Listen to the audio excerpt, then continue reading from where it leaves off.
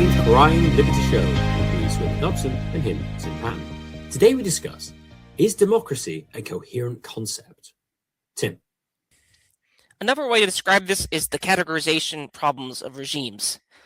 If there's any topic which I am an expert in, it is this.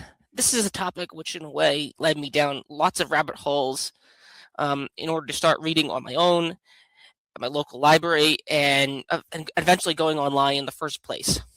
I was a political science student at an expensive, pretentious, private liberal arts college, and I ran into this problem of like the definition that political scientists use for democracy doesn't make sense. It has all these elephant-sized exceptions and so forth through. So I would say that the word democracy, which is what a lot of political science is based on, its defense of democracy, is built on a foundation of clay. Maybe even quicksand, if you want to get here. So this is actually eventually where I found the economic parallels to this stuff. Hayek's idea of the conceit of knowledge, the fatal conceit, and how social science has kinds of physics envy, is where I actually found Hayek in my search for this. And I would say Hayek is quite excellent on these existential language philosophy problems of social science. Hoppe himself, by the way, if you don't like Hayek, and Hoppe has criticized Hayek for this and at the PFS and elsewhere. Hoppe himself has an existential streak in him too, by the way. He makes the a priori argument of arguments, so you can't not argue, otherwise you'd be engaged in performative contradiction. Just so I don't think talking about existential language problems itself a dubious thing. I think it's a necessary thing to do. So again, to zero in the question which led me here is, the question is, what exactly is a democracy and non-democracy? One of the things I was studying when I was in college was post-Soviet sphere. And people would make the claim that these countries in the post-Soviet sphere are either democracies or non-democracies. And there's all these sort of numbers that political science have. Polity scores, there's Freedom House rankings, there's various rankings on press freedoms, and so forth. And one of the early episodes we did was word salad. And you brought up democracy. I think you also brought up feminism and some other words. But democracy is one of the words used with and used as somewhat that bothered you as merely empty. And I was like, when you said that, I was like, I could write a 25-page essay on this, which I did actually, by the way. I spent my last hour of college basically arguing that Russia is as democratic as the United States was in like 1860. I'm serious. This was like 15 years ago, 10 years ago, by the way. So talk about precedents of prophecy, not to blow my own horn or anything, but if you ask political science, they have no clue. Obviously, they aren't going to admit they have no clue, and the definition doesn't make sense and has all these internal problems. But if you dig deep enough, you will find that they don't. Now, if you want to go way back, you want to ask Aristotle, and Todd Lewis is big on using Aristotle. That was my first podcast I went on. He has these three systems: rule by one, rule of few, and rule of many. I mean, that's probably easier to diagnose effectively, but not significantly. So we're going to take the framework of democracy versus non-democracy. If you think about the alternatives to democracy, of course, you have monarchy, you have dictatorships. In the modern world, you have monarchy, you have dictatorships, you have communist one-party states. Here's some of the alternatives. And of course, they can be ruled by many people, few people, and some. So I made a list of things that political scientists often associate with democracy: free press, open elections, anyone can run. Losing isn't a crime. Dissidents aren't criminalized. Multiple parties which are competitive. Votes are counted reliably. No voter intimidation. Candidates have a chance of losing. Elected officials follow what voters want. Electoral power is rooted in one person, one vote. This is a list. It's not exhaustive, but I want to say that these are sort of like if you ask political science, these are the essences of democracies.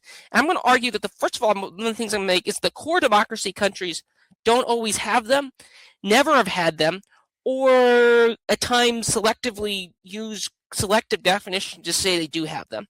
And also I'm going to argue the countries that people criticize that as not being democratic, like such as Iran or Russia, sometimes have them at the same level that the United States or the UK or France has them. I would call the core democratic countries as the United Kingdom, France, Canada, United States. I could also add in Germany, although that's problematic, could also add in Switzerland. You could also add in Italy, although go again and get more problematic. But the core democratic countries are France, United States, and Britain, I would argue. And the Anglosphere, Canada, Australia. But again, Australia had the CIA intervene in its elections, which I'm going to get to. I don't want to focus on Liechtenstein. I don't want to focus on Switzerland. I don't want to focus on Samoa or Fiji. To paraphrase Tim Dillon, I hope the best for all these places. And I don't want to focus on Iceland either. You have to matter somewhat. You have to have at least 1 million people. You have to have at least maybe 10 million people. You have to have some history. So Russia has history. Iran has history, aka Persian. The United States has history. Britain has history. It has GDP and so forth. It has cultural output. So let's talk about open elections. No, let's talk about free press. In Britain, can I openly criticize certain religions or groups in the UK without getting arrested? No, I can't. Why then do Democratic advocates call Britain a democracy, yet not Russia? There's a video which Kurt Metzger pointed out, which is awesome. Of shows someone it's actually in Norway or Sweden, but which is fun. Which makes it even worse. It's not Germany, and it's the EU chairman or whatever. The woman Hoppe says is always in the tan, getting a tan, saying in Russia you would be arrested for criticizing me. But the funny thing is, the person is getting arrested while they're heckling her. So now you get now some people say, well, you can sign a contract to enter an event that you don't heckle the speaker, blah blah blah. Everyone knows that's not thing. So my main point, there's no free speech in the UK. There's lots of chilled free speech, and even if it's not formal things, they'll just debank you, or they will do that, or they will interrogate you at your border and take away your laptops, like they did with a YouTuber who I like, who visited all sorts of places: Russia, Rhodesia, ex-Rhodesia, and so forth. Open elections. This is another thing political science talk about. Can non-citizens be president in the U.S.? This is something that people tend to forget, but no, they can't. They can't be president. This is the whole Arnold Schwarzenegger thing. Arnold Schwarzenegger couldn't be president, as well as the Obama birth certificate thing. And this is actually where Trump got his start, arguing his political start. So again, because if Obama was born in Kenya, he couldn't technically be president. Now, if he was born on a naval base in Kenya, he could be, but aka John McCain. But he couldn't be if he was a Kenyan citizen's birth. And this is rooted in sort of blood and soil nationalism, which many political scientists sort of poo-poo, obviously. But it doesn't seem to bother them that political scientists view the United States as a democracy, considering that non-native people cannot become the highest elected office. Losing isn't a crime. It's another aspect of democracy. Well, tell that to JFK or Donald Trump. One of the things that Donald Trump did was he got the Mar-a-Lago raid and he got the perpetrator walk. He had to get the photo, or tell that to JFK for that matter. Again, the normies, and I quizzed AI on my topic soundness beforehand, and the first thing the AI responded was bringing up that JFK wasn't shot. Bringing up JFK was conspiracy theorism. And I sort of had my way with the AI, but even if you think that Lee Harvey Oswald is a lone nut, which almost like RFK doesn't think that, like there's plenty of people in power who don't think that.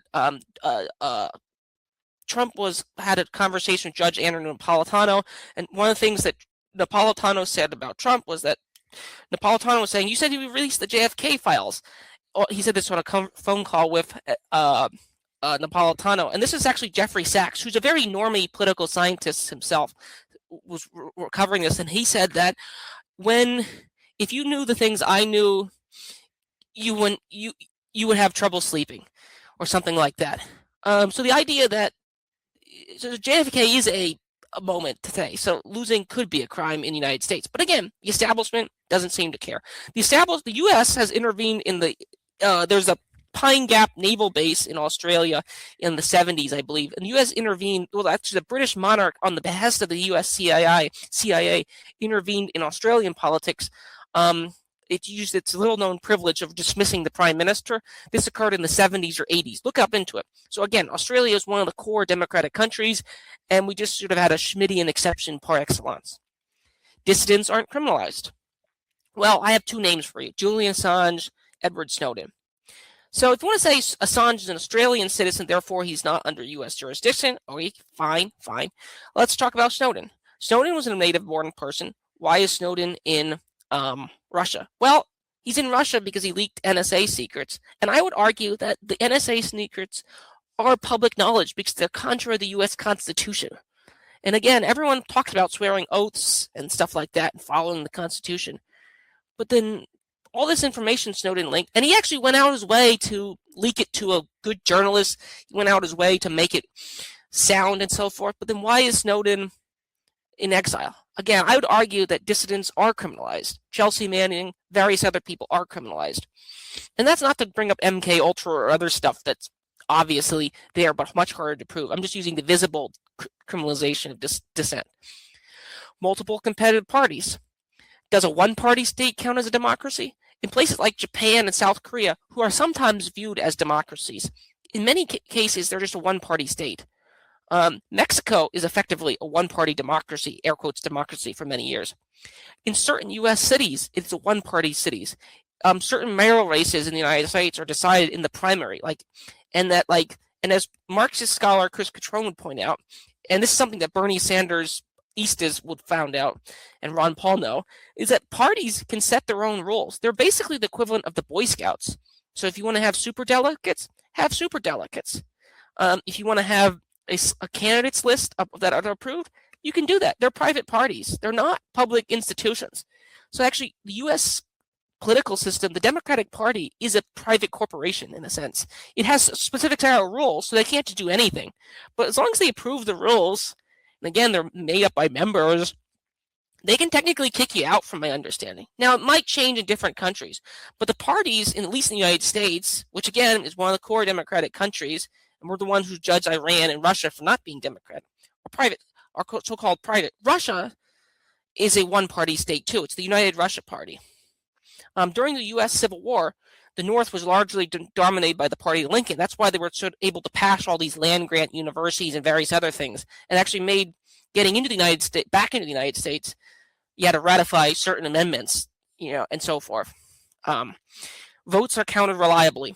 This is a sort of obvious one. It's probably the least thing, but I do think it's a thing to be brought up because you can have all the other things be open. You can have open elections, free press, multiple parties, but if you don't count the votes reliably, then what's the point of all those other things if elites are just going to have some sort of computer program or just going to hide trucks of ballots? Again, it's very hard to prove any of this stuff, and this is going to raise all the red flags on YouTube censors. So I don't want to say it, but I think you know where I'm going here. And I don't think, and if Saddam Hussein did this, no one would bat an eye. So my question is everyone an American or French or British supremacist in the sense that can't happen here?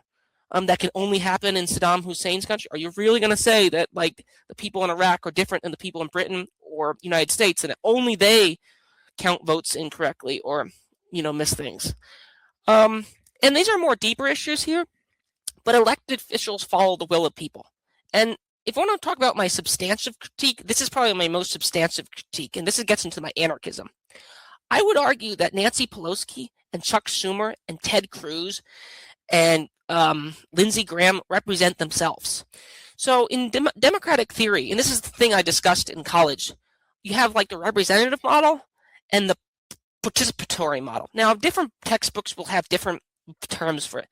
But if you think about a representative, when your phone breaks or your cable breaks, you call the phone company or the cable company, and they send out a representative to fix it.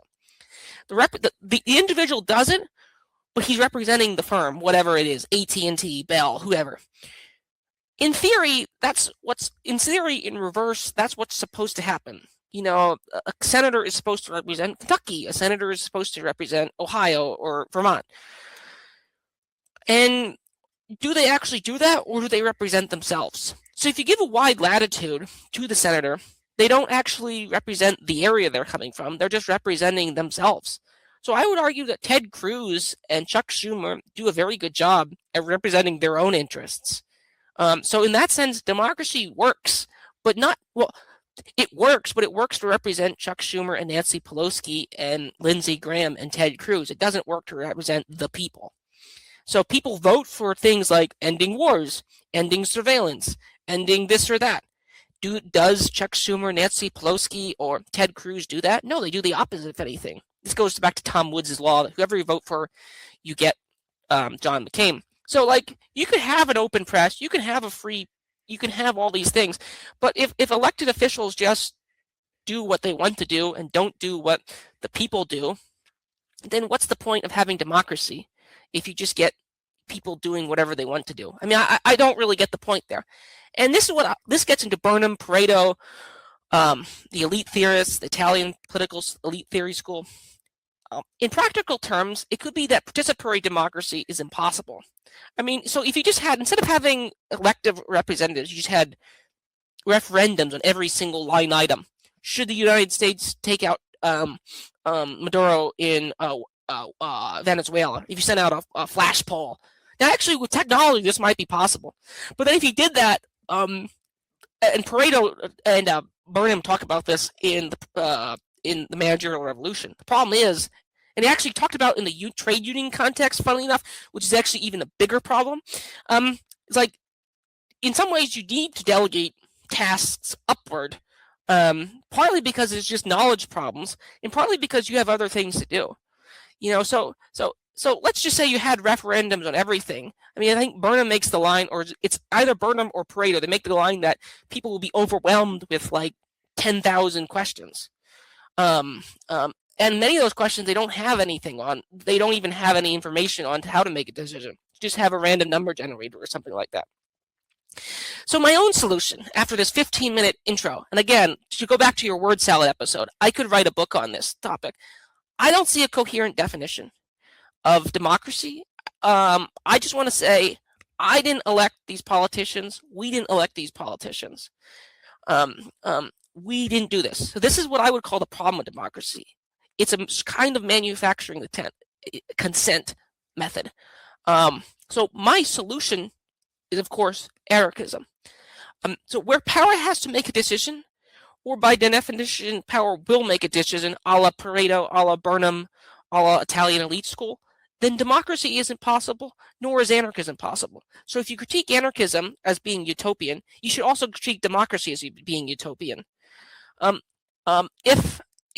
If it is possible, if anywhere democracy is possible, then so is anarchism, and anarchism is much more philosophically sound and pure. So again, that's a long thing. Switham, sorry for making you listen to this, but my aim isn't really to discuss Iran, North Korea. It's somewhat to discuss Russia and Iran. Somewhat Russia and Iran are more interesting than I'm finding out. But like, do you agree with my long spiel? Is the definition of democracy just special pleading by Western political science elites, universities, and thinkers, just to kind of like say, well, Britain, the United States is this, and Russia and Iran aren't? I mean, that's to me is the TLDR version of what this theory suggests, and I see, and Hoppe actually sees this easily. He has a lecture on this topic. That's another way I found Hoppe. I mean, I'm weird in the sense that I found Hoppe for like the reasons many people don't find him. But what do you make of this long spiel? Sorry for making it sit for 18 minutes with him, but thanks for doing this episode and listening to me. I think you're entirely correct. The idea that we have some sort of pure democracy here and fake democracy elsewhere is a joke. It obviously is. And really, you mentioned him before, Carl Schmitt really brings this home, really, that actually democracy just isn't really conceptually possible.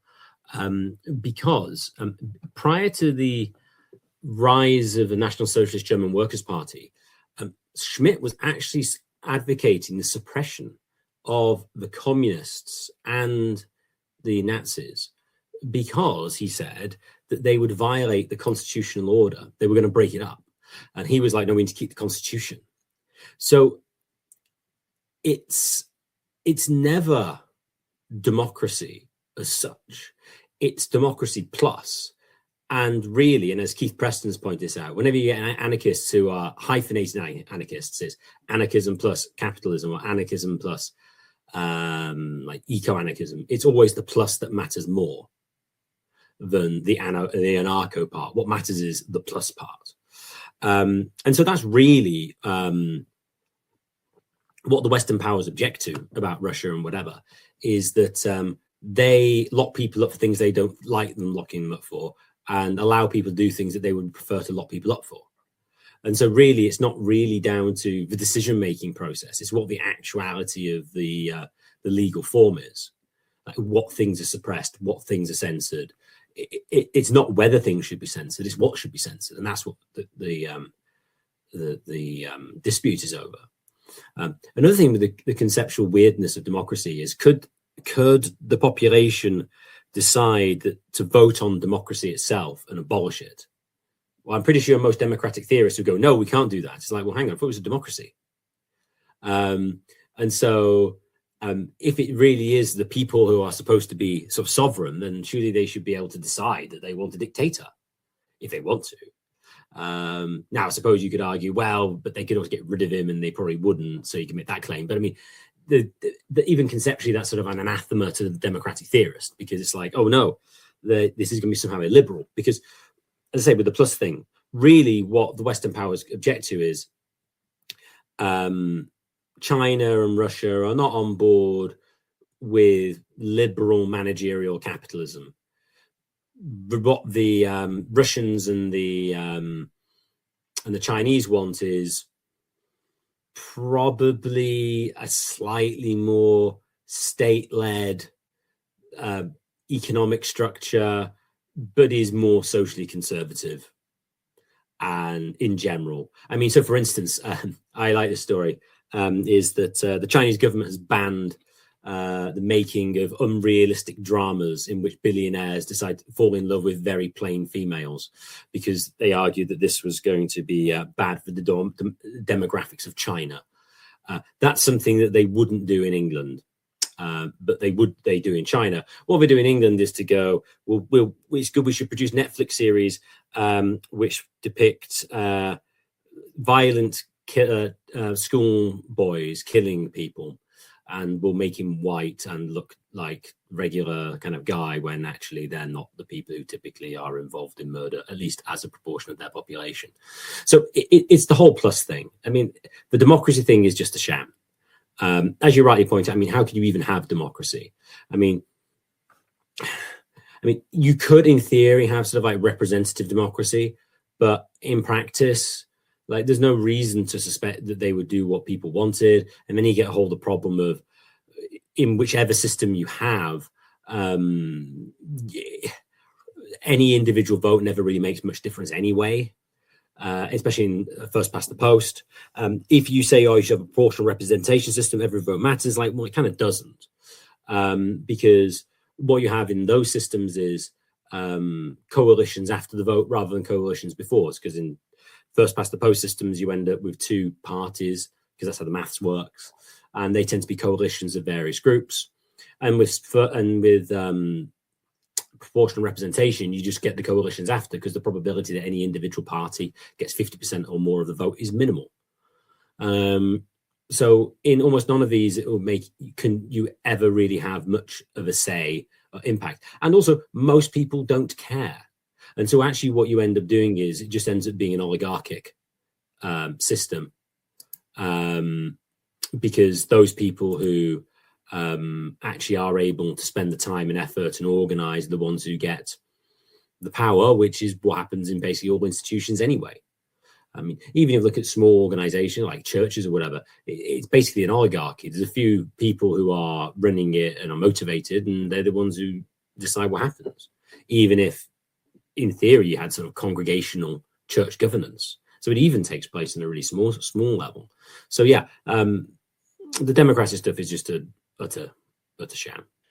Many ways I could go here, but I'm going to start with the idea of that we should focus on our own countries, because we happen to live there and they claim to represent us, and B, to go back to your point about whether it is possible, and whether, like, to go back to the representative models. I think it's entirely reasonable that you can have a representative of a phone company come and represent the phone company and fix your phone or whatever you can have.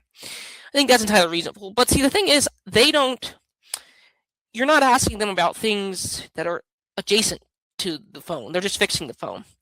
I do think that the system works for Tony Blair. I do think the system works for Dave Cameron. I do think the system works for Nancy Pelosi.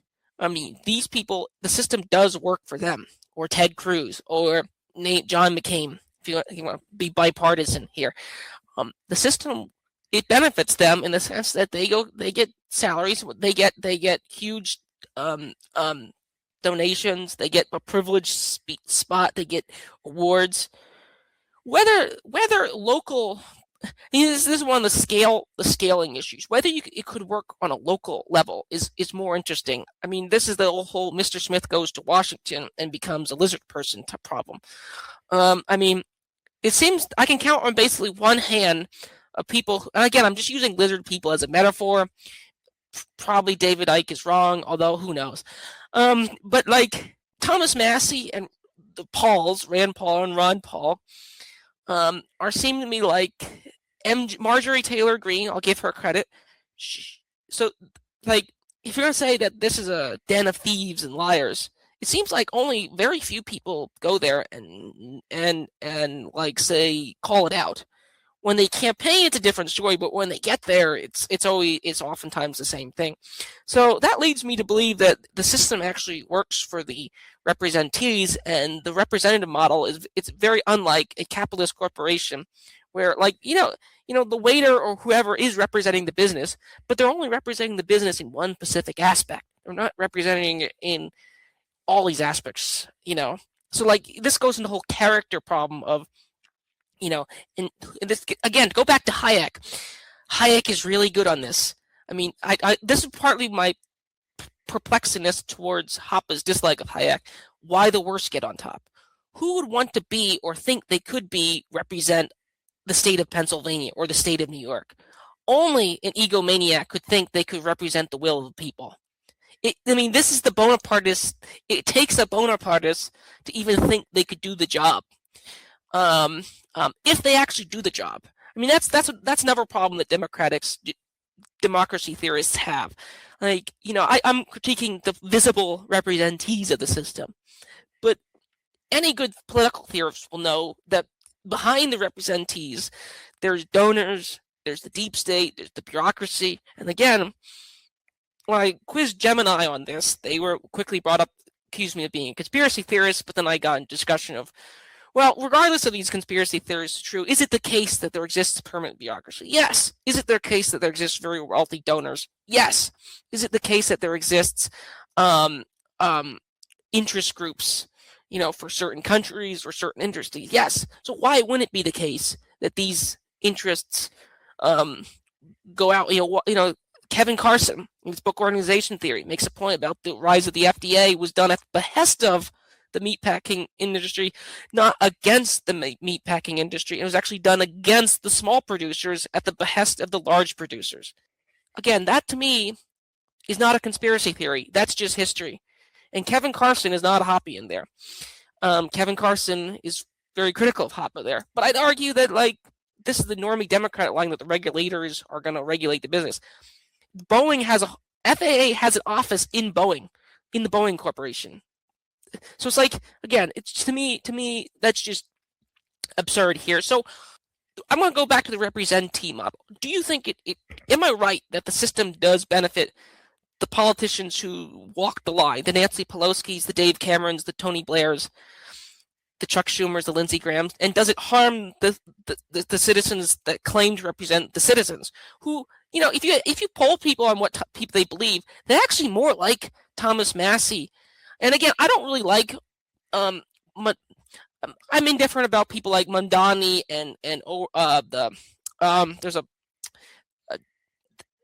sort of like I can't think of the socialist leader of the UK. He's an older guy, white hair. I can't think of him, but again, one of the problems for a lot of libertarian capitalist types is you have socialism for the losses, capitalism for the gains.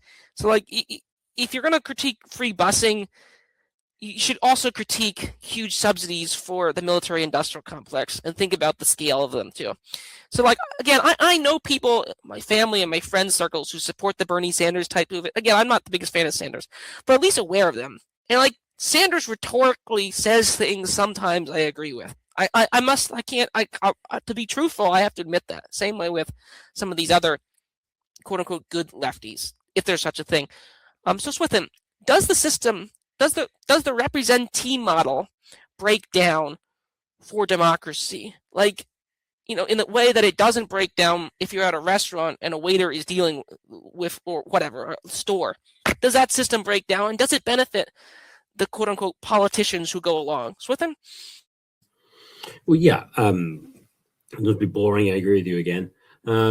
You're right. So when it comes to a representative, for like a company or whatever, you're typically representing one aspect, or you have a waiter or a waitress. They are representing the company in one single aspect. When it comes to representative democracy, you have this, in some cases, very long, or sometimes not so long, sort of manifesto, which covers a whole host of different things, which you may agree with some bits, you may agree with other things, even assuming that that's what they're actually doing. And somehow, if you vote for it, you somehow have endorsed this candidate because, well, they're going to do the things that you want, maybe, or well, they probably won't. But even if they did, there's no way of you actually saying which part of their platform you actually agree with and you want them to enact. There's just no way of doing that. It's just, oh, well, they'll just enact whatever they want to enact. And yeah, and as you point out, I mean, the system just works for getting the career politician to be able to have better contacts and basically just a way of making money. This is why, I mean, one of the reasons why historically in England you didn't pay members of parliament was because you want them to be independent. And then we start paying them, well, then there's ways of getting money. Now, of course, even if you didn't pay them, then of course you could get indirect payments. That's you're an independent MP, you're not being paid, you pay your own way, but then you help to pass a particular piece of legislation, and then you get rewarded with a non-executive directorship of some large corporation afterwards. So you'd always have that kind of issue. But yeah, I mean, trying to represent an area is like, well, what does the area want? Well, it wants different things, and you have like a single rep. It's almost as if you need. So you might say, well, direct democracy is impossible. It's too difficult. It's hard work. It's almost though you need sort of like a representative on like an umbrella of issues in each area, so that then they would be better represented. But then the problem is, the more people that represent you, the influence of any individual member goes down. So you get to the stupid situations, things like the European Parliament, where there's like hundreds and hundreds and hundreds of people. Then they basically have no influence, because to the extent you have more people being represented, or people representing you, they're going to have less and less power. And so, as you point out with the scale, I mean, it's only really something you might be able to do on a smaller scale. But another thing to note as well is, for it to work, you would need to have a state that didn't really do very much, so that there wasn't very much that you had to vote on. Because to the extent that the state apparatus does more, well, then you need to know about more things. You need to be represented in more things, which then gets the scaling problem that we've just said. So it's almost as if democracy is only really possible, even if it is possible, if you had some sort of small minarchist state where you could have, a number of representees on multiple issues, maybe, or maybe even just have your own representation. That would be the only real way that any individual would seem to have any much influence whatsoever, because otherwise, yeah, it's just a career vehicle for various, well, probably failed actors in most cases these days, to make some money. This all assumes that there's a such thing as a free press. The votes are counted reliably. That there's multiple parties as well, because like this goes into like the why the tankies sometimes was this. If you drill into like the tanky defenders of the USSR and North Korea and Cuba, they'll argue that no, they're actually genuine democracies. They just had a poorer starting point. Russia was behind economically the core Western states. They had to play catch up, and you could still somewhat argue that today. Same with China, but they're just one-party states. It'd be like if the Labor Party had a 95% monopoly on. Now you could argue, well, that's an unnatural monopoly. In theory, they shouldn't have that kind of monopoly. But once you have the monopoly, this goes back to your question: can you vote out democracy? Like they can enact whatever they want. I mean, in a way, and Hoppe gets in trouble for pointing us out, but like in a way, everyone's favorite. I'm using that sarcastically, by the way. Party in 1930s Germany, hashtag sarcasm, was elected somewhat democratically, but both parties, and this goes back to Schmidt's point, both parties were promising the end of democracy here. So on a micro scale, you have Nancy Pelosi's and Tony Blair, but on the macro scale, in more economically unstable, uncertain times, you will get quote unquote great air quotes men, and it's probably increasingly women. Like if you really want to, that's a decide I don't need to go down right now. But like you will get great people to emerge. This is the Bonapartist form of the state, in the exception, so to speak. So like to go back to my sort of theoretical things, even if you assume the things which we can't assume. So I would say Britain and the United States, when it comes to free press, especially around the exceptions, are very unfree. Now, again, you might not be sent to a gulag or a concentration camp or someplace if you go up against Trump or Dave Cameron or Tony Blair or whomever. But by the way, you can do the same in Russia too, or Iran. I mean, it's not as bad as people make it out to be. Russia and Iran are not North Korea. And to go back to the point, we should criticize our own countries because we live in them and they claim to represent us. We shouldn't criticize other people's countries. This is the whole Westphalian nation-state system.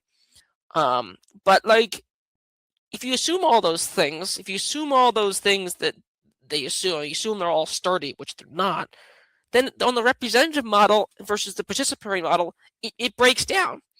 So like, the question I had, which basically reason why I didn't become a PhD in political scientists, is why do people use this term? And the answer, I think, is to some extent the plus term.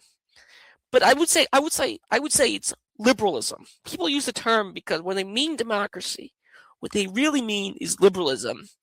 But liberalism they mean is like values that are broadly feminists, market capitalism, but it's heavily managed, public schools, a multiracial military, multiracial workforce. These are the factors that I would say when people mean democracy today, what they mean.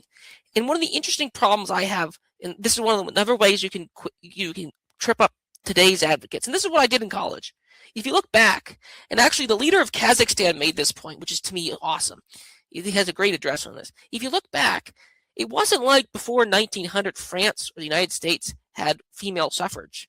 So like you ask political scientists if the reason Britain and the United States and France didn't go to the war in 1900 was because they were broadly democratic with a small d, yet they didn't have women voting in 1900. Then how indeed is the democratic peace theory today valid if you're going to criticize other countries for not having full female participation? Again, they don't have an answer for this question. They're going to give you a long essay about tone policing, you're bringing up issues you don't fully understand, or blah, blah, blah. But I think I understand the issues very well. And I think so like you can just make it internally incoherent based on their own standards. You could say, well, France didn't allow women to vote in 1900. Neither did most U.S. states or Britain. So by 1900 standards, no society was democratic. And actually, oddly enough, the Marxists agree with me to some extent. So if you're looking back at the values that people associate with democracy, they change. And I think going forward, the values people associate with democracy are going to change too. So again, in terms of time, the thing that the word democracy is so ambivalent and ambiguous that I I fail to see anything that really matters other than it agrees with the hegemon if it's the United States or if Britain. That is the closest thing I can think of a time-independent variable to describe democracy. So before 1930, a democracy was a country that was somewhat like Britain or somewhat like the United States. After 1930, a democracy was a country that was more like the United States but somewhat like Britain. That is my definition of a democracy.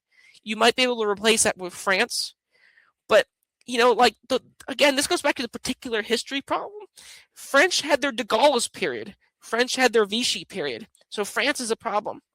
And as mainstream neoconservative historian Neil Ferguson points out, during World War II and World War I, you don't have elections, from my understanding. Actually, the United States does elections during world wars. But as Ferguson points out in The Pity of War, there was some talk that the party in charge continued the war in 1914, prosecuted the war because they wanted to stay in power. This is not coming from a fringe historian, by this way. This is coming from an improved historian, Neil Ferguson, a bomb Iran historian. So even on the core countries, you have this nasty history problem. So my definition of what democracy actually means is it means an ally of one of the major Western states. But you can't look under the hood. That's a big no-no. And you can't ask about why there's 12,000 people today in prison for speech violations in Britain. And you can't ask about any inconsistencies in elections. That's a big no-no. So that's my definition. Well, then, do you think that's actually the definition? If you instead of describing an idealist, but in a practical, what actually people mean by democracy, Swithin? Yeah, entirely. It's whoever is part of the American aligned. Well, it's basically anyone who's a part of the American aligned global empire. If you're part of it, you're a democracy. If you're not, then you're not a democracy. That's simply all it is. And democracy is just a legitimizing ideology to pretend that the system's working, which is interesting with Trump because he kind of tells everybody that the whole thing, like the international rules-based order, is a sham. And it's like the Europeans are like, but we believe in this. This is how we maintain our pretense of neutral sort of technocratic rule, and we're following the rules, etc. And Trump is doing quite an amusing job of showing how this is just a complete sham. But yeah, that's it is just whoever is part of the American global empire or a satrapy of them is a democracy, and if you're not, then you can't be considered one. Do you think even in spite of that, why do you think people are attached to us? Do you think they're just buying into the propaganda? Do you think they just didn't have enough lectures on the various eras of the word? Do you think it's just the kind of time of our age? I'm moving away from the sort of mechanics of the word into the why. Why do you think it continues to get used? And do you also, from my understanding, we're both theoretical anarchists. Again, we're not blowing up any buildings. Relax, NSA, if you're listening. But if you really want private autonomy, you should really go for anarchism of the Rothbardian style or the Kevin Carson style. You shouldn't go for managed democracy. Sometimes people say they want the money out of politics, and I also thinking that's like getting the children and sex out of marriage. It's just like if politics doesn't deal with economic issues, no one would really care. Well, maybe they would care, but it would just be like a game show or something. It'd be incoherent. If the politicians didn't have a military, would it even matter? So it's people want to get the money out of politics. I don't really know what they mean. So when people say we defend democracy, if you really buy those impulses and interrogate them, they really should be anarchists. That's Keith Preston has a long essay on this. So does Hans Hoppe, by the way, in the Democracy, the God, the Fail. It's entitled The Errors of Classical Liberalism. It's a great read. Everyone should read it. It's where he attacks Mises. To me, it's Hans Hoppe's best work. I think it'd be most remembered work. But you can also get this from Kevin Carson in organization theory. If you interrogate people on the issues of private personal autonomy, they should be anarchists.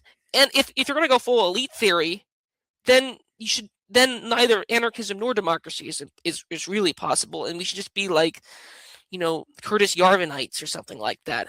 So why do you think people do? This is my last point. I know you have to get going and so forth, and I don't want to go on for too long. Why do you think people hold on to this? Is it just, and if they do you think that they should be more radical, Swithin? Well, yeah, of course they should be more radical if they actually believe it. I think it's just it's effectively it's religion, by which I mean it's that which is shared amongst a group of people, and in a way that the religious practices of the Roman period were tying up the political system. The same thing exists today. It's also, you could argue, it functions like the Plato noble lie. It gives us a reason why we're here, what we're doing, and what the reason we're doing things for. And it's just a nice sort of thing that people have in the back of the head, which kind of makes sense of what's happening and makes the existing system look legitimate, which is, of course, what its primary role is.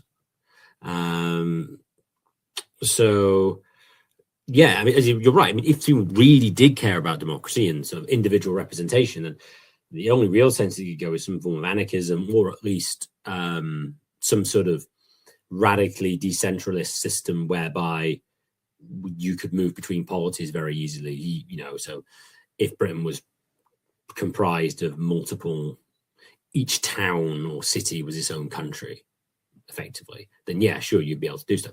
But that's the only thing. And otherwise, you're just getting contortions of stuff. And I suppose the best practical case for democracy is somehow democracy provides some form of resistance, a genuine check and balance, quote unquote, on whoever is wielding executive power.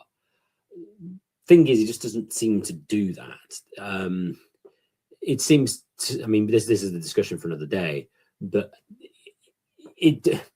what makes a genuine check and balance is whether people who actually wield either economic or social or political power believe that what you're doing is wrong and will make it hard for you to do stuff.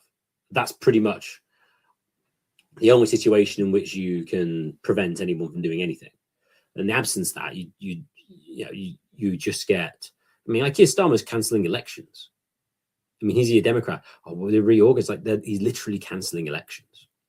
It's like if Putin did that, I'd be like, I'll be all over the news. Putin's cancelling elections in autocrats. It's like, Keir Starmer's doing it. So yeah, it's just kind of status quo bias. It's just justification, a way of justifying whatever currently exists. And yeah, it's kind of a platonic noble lie. So I just now would like to thank everyone for listening. If you enjoyed this, please share it with your friends and family and subscribe to us on Podbean and on YouTube. The more subscribers we get, the higher we get in the search rankings and the more people can access this material.